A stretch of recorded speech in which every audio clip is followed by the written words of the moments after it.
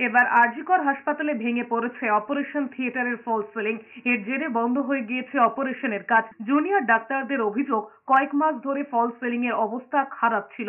ঘটনায় কেউ আহত না হলেও আবারও হাসপাতালের পরিকাঠামো নিয়ে প্রশ্ন তুলেছেন জুনিয়র ডাক্তাররা। সার্জারি বিল্ডিং এর ফার্স্ট ফ্লোরে নিউ সার্জারি ওটির ভয়ঙ্কর পরিস্থিতির কথা একাধিকবার জানানো হয়েছিল, তারপরেও কোনো কাজ হয়নি বলে অভিযোগ জুনিয়র ডাক্তারদের। বৃহস্পতিবার দুপুরে হঠাৎ করেই ওটির টেবিলের কাছেই ফলস সিলিং এর একাংশ ভেঙে পড়ে। ফলস সিলিং এর অংশ ছড়িয়ে ছিটিয়ে পড়ে মেঝেতে। এরই মধ্যে আরজিকর হাসপাতালের ভিতর থেকে একাধিক গাছ কেটে নিয়ে যাবার অভিযোগ উঠেছে। তার মধ্যে 80 থেকে 100 বছরের পুরনো একটি সোনাঝুরি গাছও ছিল।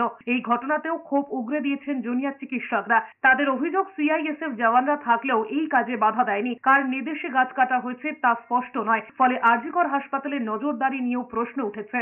সার্জারি বিল্ডিং এর যে মেন ওটি কমপ্লেক্স আছে, যেটাকে এনএসওটি বলে, তার একটা ঘরে সেখানে ল্যাপ্রোস্কোপিক ওটি হতো। ল্যাপ্রোস্কোপিক ওটির ওই ওটিতে ভগ্নপ্রায় অবস্থায় লাস্ট 6 মাস ধরে রয়েছে। কিন্তু আনফর্চুনেটলি আজকে সিলিং সকালের পরে কোনো একটা টাইমে সিলিং পড়ে এবং সেখানে যারা ডক্টর বা স্টাফরা ছিল তারা সেটা দেখতে পায় এবং সেটা অথরিটির নজরে আনে।